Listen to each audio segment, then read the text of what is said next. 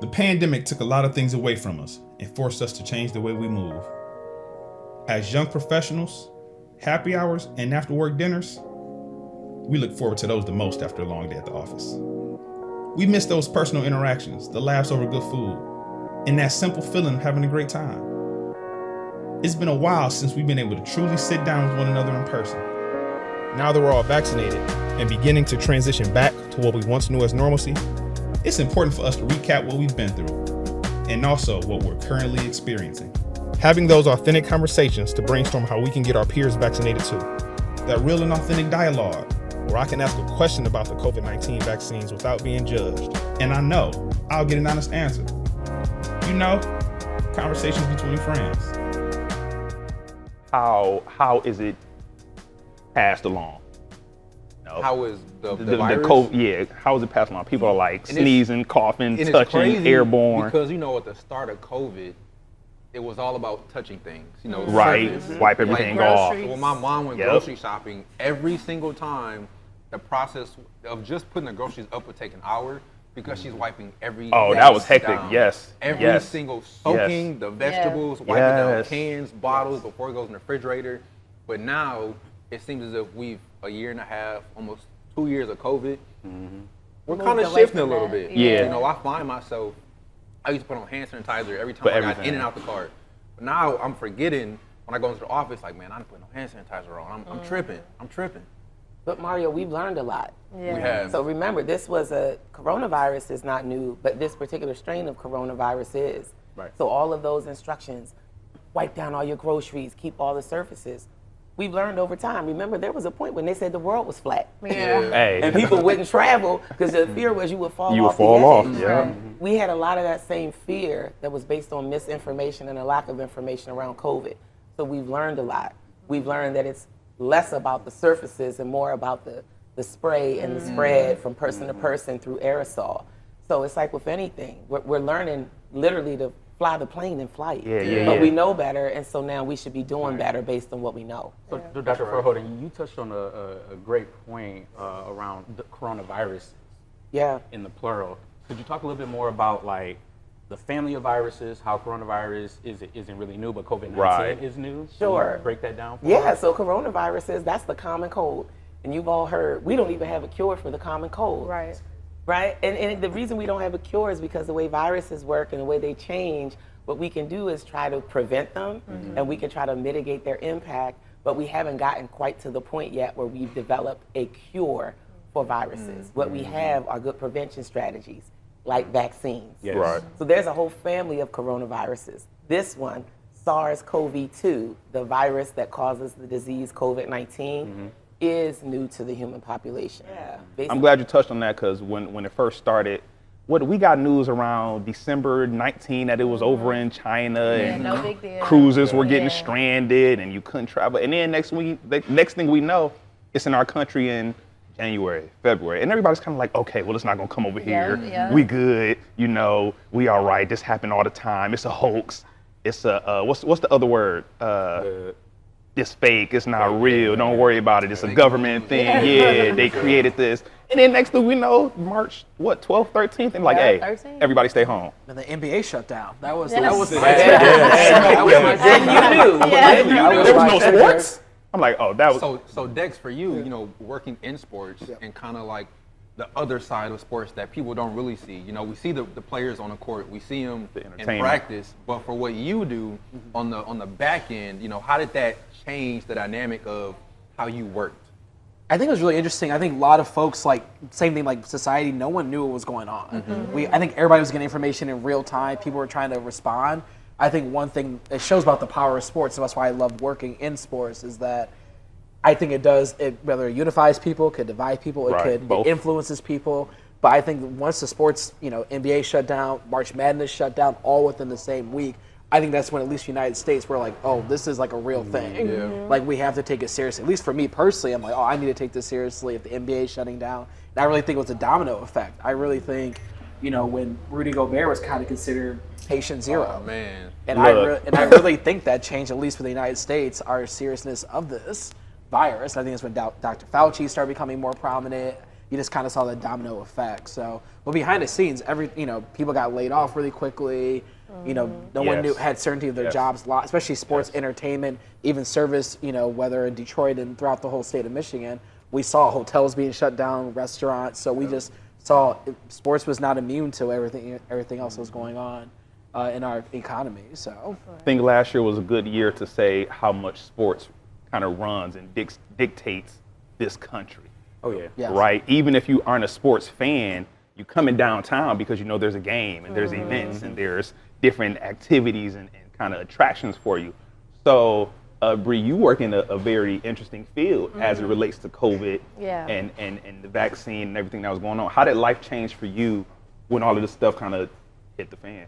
I would say I watched it gradually change. I work in forensic science, so we never stopped going to work. We never shut down. As long as crime happens, we're at work. So I would say in the beginning, it was like, oh, okay, this is happening, and it's all right. It's not a big deal. And then I remember everyone getting masks, delivered to their desk. Now, this was before any type of mask mandate happened. So we were all like, this is interesting. And then before you know it, we had an email next day, everybody needs to wear a mask. It started off just at your desk, okay? If you're at your desk, you don't have to wear a mask. But once you get up from your desk, make sure you have your mask on in other areas. I work in a lab, so, if I need to go to a certain unit or whatever, it started off like that. Then another email, boom, no matter where you are, no matter what you're doing, have your mask on. So it was also interesting because here I am getting up going to work every day, and everybody else was, kind of at home. We was on vacation. I was on vacation. Believe it or not, I think for me, even though I was taking it serious, it didn't change my day-to-day other than wearing a mask. Nothing else changed. I mean, obviously, we're in a lab, so we're already cleaning down everything constantly. We're dealing with evidence. We're dealing with, biohazardous, blood and bodily fluids and stuff. So we were already very clean and cautious. So I will say, though, seeing how it affected different law enforcement agencies was very eye-opening. Not so much my agency, but the building we're in was hit pretty hard. Right. So that was also pretty telling. A lot of big names lost their lives to COVID-19, especially within Detroit Police Department. So just meeting different people that were directly affected by that, it definitely opened my eyes. And then there was that reality where a lot of people felt like it wasn't real until it hit close to home. That's right. So for the longest, we saw these deaths and these celebrities were being tested positive over and over again in quarantine. And you're a celebrity and you quarantine. For us, it's like, you got this house that's down the whole block. Yeah. You good. Everything can be brought to you. Don't worry. And then it starts to come closer and closer and closer. Next thing you know, our parents are like, don't come to my house. Don't leave your house. Don't come put that mask on, wear gloves. And then that whole thing, what kind of masks counted? Right? What masks were working? Yes. Was the CD95? What was the letters for that? N95. Then it was like you got the kind of, it was like the bandanas. Yeah, it was like people was just in the store with bandanas, and it was like, okay. Or what about when at the very beginning when, supplies were short. There were no masks, there were no gloves. In our lab, we could not get gloves. People were robbing hospitals. My cousin works at a hospital. She said, hey, over the weekend somebody came and stole all our masks and gloves. That's crazy. It was insane because people were panicking. The toilet paper. That part. All I could think was, you're not using the bathroom more. Right. This was heartbreaking, though, as a public health professional, because what we had hoped is that public health and public health messaging would be at the forefront of the conversation. Yes. I do appreciate how much misinformation people had. There was a lot of myth. The N95 mask, that's what you really needed in the hospital setting. Exactly. That's what you needed in the laboratory. Why? Because cross-contamination in a lab is just a critical error in everything. On any day. So we needed to be able to reserve those resources. So speaking on myths, right? Being on social media, you hear the craziest stuff. Sure. And I think as time progresses and as more information comes out about the vaccine and about COVID, the more that a lot of myths are debunked, more myths are created. Sure. And I want to ask you, it's completely outrageous, but I want to get your perspective on it.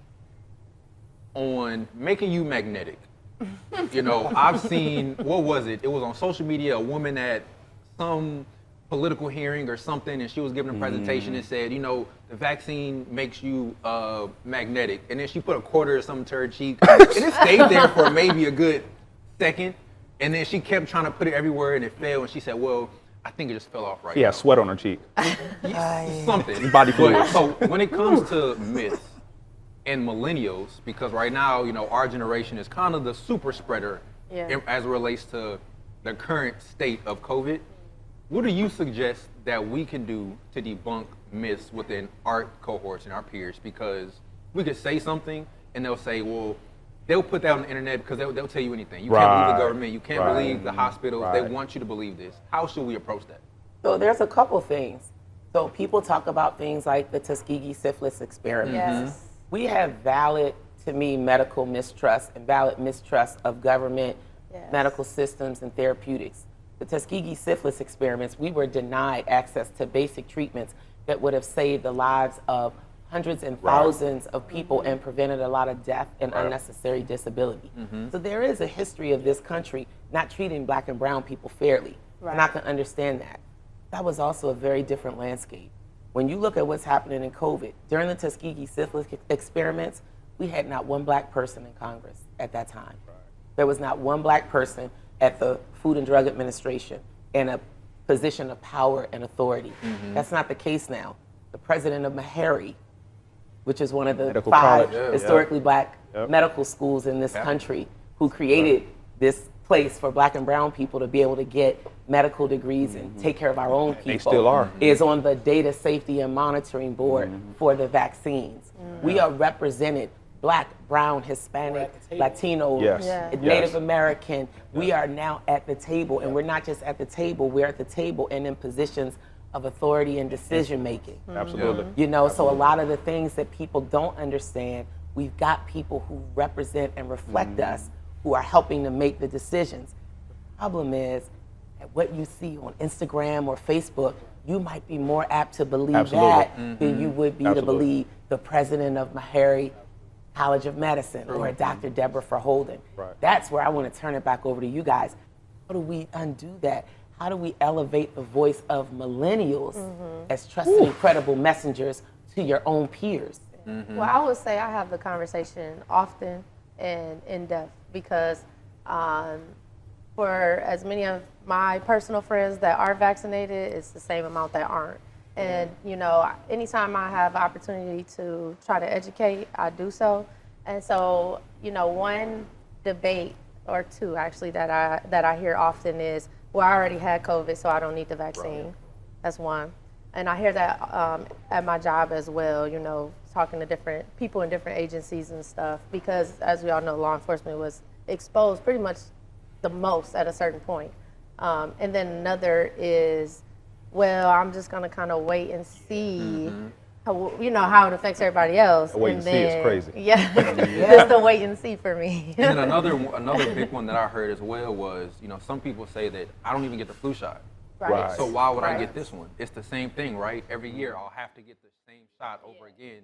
So if I'm living and I'm healthy without the flu shot, why should I get this other shot as well? Right. Yeah. And those two kind of play off of each other, right? The wait and see, because every time somebody said, I'm gonna wait, my question was, how long? Right. Yeah. Right. What are you waiting to see? Right. Are you going to even be here to see what you think you're waiting to see? That's Right. the question right Right? So then I had to start doing research on the flu and the Asian flu and all of these different pandemics. And it's like every time they had to push a vaccine out there. Yep. You just weren't, We're living through it. what did you call Gobert? Patient zero? Yeah. You weren't generation zero when it happened. So you were born into the normality of flu shots and having a common cold 2 or 3 or 4 times a year or bad immune system. So now everybody's in that hot seat now. Yeah. And they want to wait and see. And I always ask, what are you waiting to see? And how long do you plan on waiting? Well, and the reality of it is the virus that causes COVID-19 has a lot more death and a lot more disability attached to it. Because it is new to the human population, we're still learning. We've got what we call long haulers, or people who have long COVID. People who are young and seemingly were healthy, but they're dealing with long-term impacts. People who've lost their sense of taste and smell. And it's been 6 months, they haven't regained it. People who were active athletes or runners, they got COVID, they recovered within a week or two, but they don't have the same win. They literally say, Doc, I don't have my win. Right. Yeah. And then the really tragic part is, in public health, the concept is called being a vector. So a vector is that thing in between a disease or a virus or some kind of pathogen and vulnerable people. Okay. A lot of young people have been vectors. They may have gotten it, not even knowing they had it. Then what we call an asymptomatic carrier. They gave it to their grandmother. Or they gave it to their aunt. So we tried to start this movement, don't be a vector. Just because you might not have outward symptoms or be sick. I know, I have friends. I have a very good friend of mine. His grandmother never left the house during COVID. Yep. Wow. He was the only person that she would allow in. He would get her groceries. He refused to mask up. He gave his grandmother COVID, and how he found out was he dropped her groceries off 1 week. He talked to her a few days later. She said she was having a little trouble breathing. He went back 4 days later, and she had died in her home. Oh my goodness. Oh my goodness. And he was the only human being who had been in that house. How old was he? Live with that. He is about 40, 40. Oh my. Okay. and his grandma was in her 80s. Right. He was asymptomatic. And he was asymptomatic. He never even knew he had COVID. So he had to go and get what's called an antibody test. Yep. And that's how he found. He said he couldn't believe that he had brought it to his grandmother because he had no symptoms. Right. Yeah. But when he got tested, in fact, he had COVID antibodies, and he had to be the vector, that middleman, if you will, that brought it to his grandmother. And guess what? We can't unring that bell. No. We can't bring her back. Right. So we got to figure out how to elevate both the knowledge and the information so that people, because you guys are people of influence, not just to your peers, but to other people in your family. Right. Absolutely. So we got to Absolutely. take that on and dispel these myths. Even if you don't get sick, you could be the one to get somebody else sick. Right. And they might not be as fortunate to walk Absolutely. around with no symptoms. Right. They might die. Right. And that's exactly why I got the vaccine. Which is my next it was, question. was literally because I felt like it was like a moral responsibility, obligation. Because I was with my mom, number one.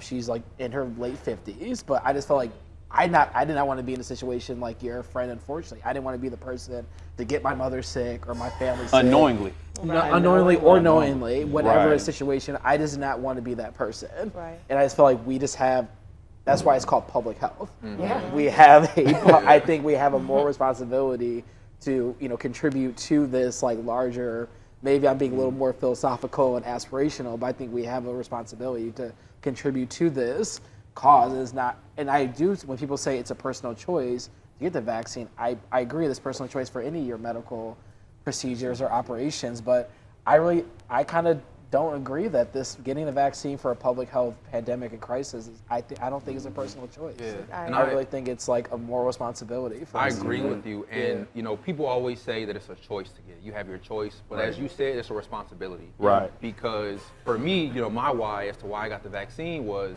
at the time, I was living in my parents' home as well. My dad is a cancer survivor. So his immune system is Right. already extremely low. Yeah. Extremely low. So we were taking super serious precautions on when we leave the house, making sure everything is clean. We tried to make sure he didn't leave the house, but it was hard. He's a busybody. I like to be on the go. Yeah. As we all were. But, we kept having to tell him, look, we can do things, you are able to do them, but your immune system is not as strong. Right. Because if this gets into your body, We don't know. It can jack you up Yep. all the way. Right. Yeah. And as you said, we don't know the effects that it can have. Yep. So, going around the table, why did you all get the vaccine? Because I know it's a choice, but beyond that, what was that true why?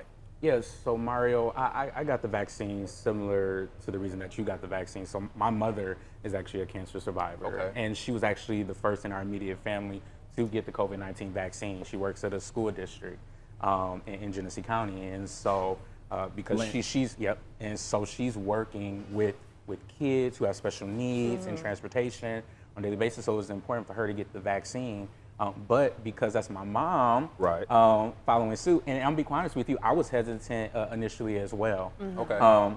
Even though I was appointed to the Protect Michigan Commission and all of that, but Why was that? I'm sorry, I didn't mean to cut you off, but why were you hesitant? So I was hesitant because I didn't really do the research initially. Okay. But once I got appointed, started asking critical questions, talking to public health officials in the Flint, Genesee County area, like Dr. Deborah Furholden, Dr. Reynolds. It was a no-brainer for me You know, and to everyone else's point, like it's a moral responsibility, and above all, I was just ready to get back to, hanging out with friends and family, back to normal, get back to normal, traveling. You know, I'm a fan of mimosas. Brunch, so I love bringing back brunch. I love a good brunch. I love a good Our brunch. favorite pastime. Yes. You know, go ahead, Bree. Oh, I was just gonna say for me, the biggest thing was, so on March 13th, my mom started working from home, and she's been working from home ever since. She has severe asthma, and I also live in a multi-generational household. My grandfather's 87. So for me, it was because I never stopped going to work. I was the most exposed, especially working in the building. I work in the DPSH building with the Detroit Public Safety Headquarters. So it was like high exposure, you know. So for me, getting the vaccine was a no-brainer. As soon as it came out, I'm like, sign me up, because I have to go home every day. I was just paranoid every day going home because I have 2 people in the household that are high risk. So it was a load off my back to get it. So and I get the flu shot every year, so it was I do too. It was regular. It was like, hey, let's go. And you know, my why. After I get more, I got a question about another myth. Okay. Because you mentioned it earlier. But my why, I was like you. I was hesitant, but I wasn't like a full-blown wait and see. I was just kind of like, my thing was. You were wait and see. You were like, but my wait. In your group chat, you were like, but it wasn't. I wasn't like I don't trust it. It wasn't that I wasn't trusted. It was one of those kind of like personal things, and it was kind of an ignorant thing. My thing was, I don't get sick, and I was scared to put something unknown in my body. Like my wife would tell you, like I don't get sick. Like there has been winters where my wife and 2 of my kids all were diagnosed with the flu, and I'm just walking around the house like no flu shot, no medicine. All I take is allergy medicine in the summer. So it was like, but then my wife ended up getting a job right here at Carmano's, and she was like, you know what? I'm going to get the shot. It's eye-opening. I'm like, well, my wife getting shot. I'm getting shot. And, you know, my job was actually giving the vaccine. The Institute for Population Health was giving the vaccine. So it was like, I didn't have to go through loopholes and jump through hoops to get it. It was like, hey, I'll be up there tomorrow. Let me know when the vials get in, and I'm up there. When I got dose one tore my wife up. And dose 1 for me, I was chilling. 2 weeks later, dose 2, she was chilling. Dose 2 tore me up. Which shot did you get? Moderna. What did she get? Moderna. We walked with my I job. got Moderna Tore me up. So Team Moderna. Yeah. But you mentioned the FDA, right? You mentioned the FDA, and everybody was saying, hey, this vaccine hasn't been approved by the FDA. What does that mean? So the currently available vaccines have what's called an emergency use authorization. Right. I want to be really clear. That is a level of regulatory control. The difference between an emergency use authorization and a full-blown FDA approval, the bar is you have to have substantial evidence of a therapeutic's effectiveness. Okay. We were in a pandemic. We were in a state of emergency. The emergency use authorization was put in place so that this life-saving vaccine would not be withheld from people while we continue to build the body of evidence to demonstrate substantial evidence of effectiveness. Gotcha. But we had good evidence of effectiveness, but we need more time. So what most people don't know is starting July 1, we've entered now into the 3rd quarter of the government. The vaccines that are currently available will actually now be under consideration for FDA approval. The other thing it's important to note is there are other vaccines that are being developed and attempting to be deployed in the US. Those vaccines will not be eligible for emergency use authorization. They have to be FDA approved. Why? Because we've solved the urgent need to get the therapeutic in community. Right. So the other vaccines that are coming behind it will have to be FDA approved and hit before they can even come out into the population. They're in clinical trials testing. Gotcha. And the currently available 3 vaccines, the J&J, 1 jab, the Moderna, and the Pfizer, are in the process of undergoing and receiving full FDA approval. So when we talk about the vaccines and different kinds of vaccines, and we talk to our friends about getting the vaccines, how should we break that down of Moderna, Pfizer, and J&J? So when earlier in the pandemic, I would always tell people, the best vaccine for you to get is the one that's available to you. Right, Okay. right. That was my initial the one that you should get is the one that's available to you right now. I gotta write that response down. Yeah. Now, we've exceeded that period where we had more demand for the vaccine than we had supply. Right. We were in scarcity. We're no No, we're longer not. there. Right. It's now flipped. Yep. So go we get have it. a lot of vaccine available. We have vaccine that's expiring it on the away. shelf. We have It vaccine is. that we're It trying to is give away. expiring.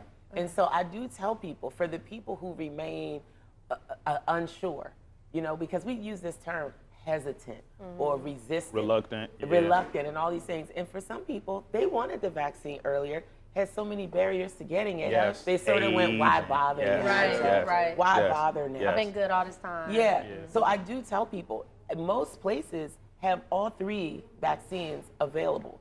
If you have a preference, you actually now can go with that preference. The most important thing is you get the shot in the arm, not just for yourself, but for all of the people Everybody around you. Yep. Our population of 12 and under, they're still not vaccine do it. eligible. Yeah. And we thought that kids were somehow immune to this. That's another myth. Not anymore. Guess what? We've got kids who have died from COVID. Yeah. We've got kids who have the symptoms of long COVID.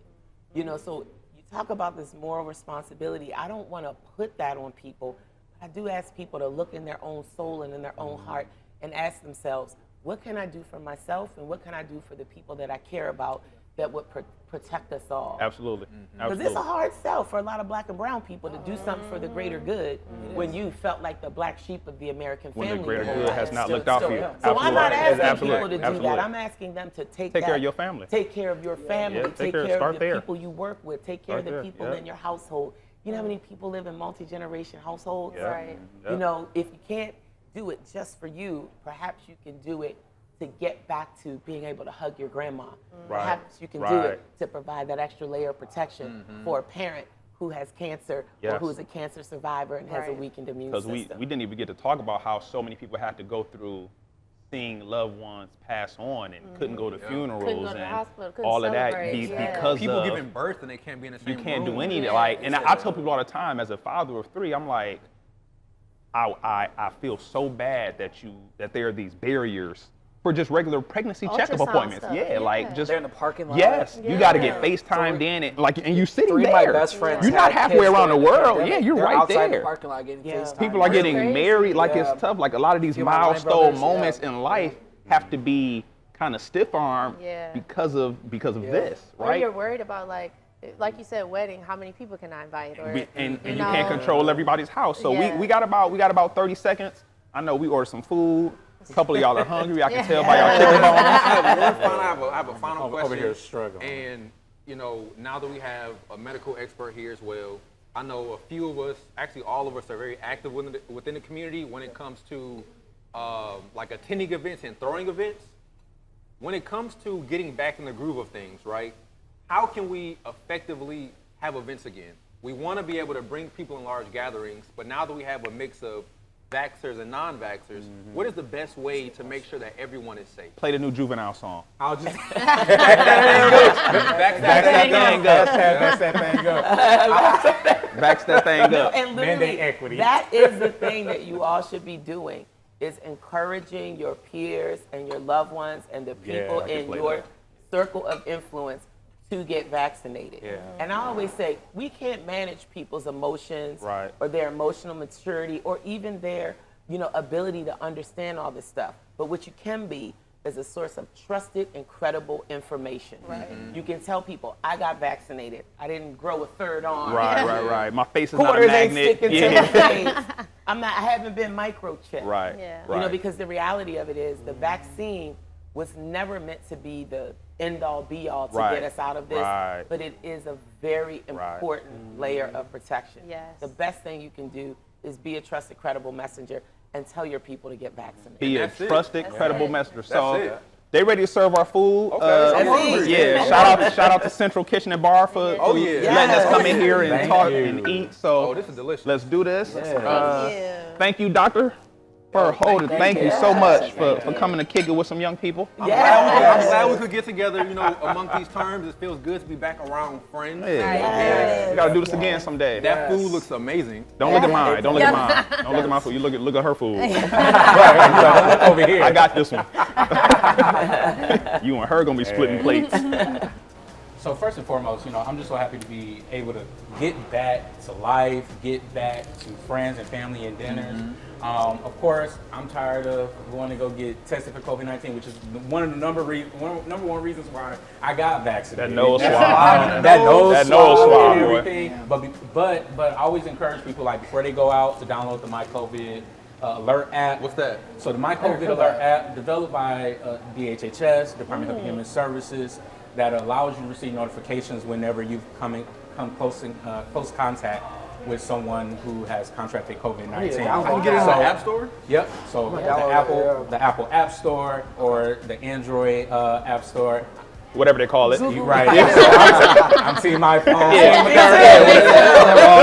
And it works. I use it. Yes, it works. Yes. I got alerted twice that I had been in close contact with somebody that I didn't even know. It doesn't tell me their name, so you're not at risk of being outed Privacy, if you contracted COVID, but you are made aware if you come in close contact with somebody who in fact later tested COVID positive. Does that also include the Delta variant?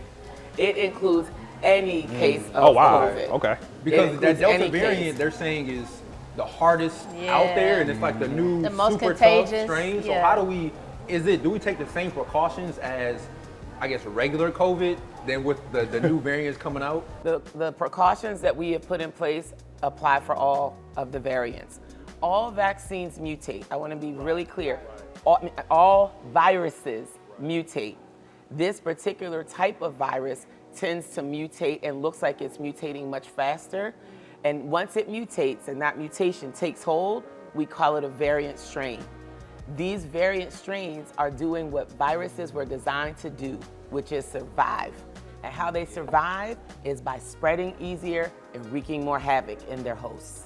So we gonna get out of here, because that was a good point. We needed that, and it sounded like a more efficient way than signing your name on a paper every time you walk to a restaurant. Exactly. So you come right to you, ain't gotta do no work. So My COVID app, is it My COVID, M-I? or M? M.I. Like Michigan. Michigan. Okay. Michigan COVID app. Doing my part, hashtag doing my part. Got you. Oh, yep. All right, well, All of yeah. that. All right, look, I'm gonna be I'm honest. putting the homies on it for sure. I'm ready to eat my sandwich. Yeah. All right, she been eating one shrimp at a time. Yeah, she been eating one at a time. So I'm about to eat my sandwich. We're gonna get this going. We're gonna come back for another one day and have another conversation, keep everybody updated on what's going on. Yeah. Let's do it. Yeah, thank you, everybody.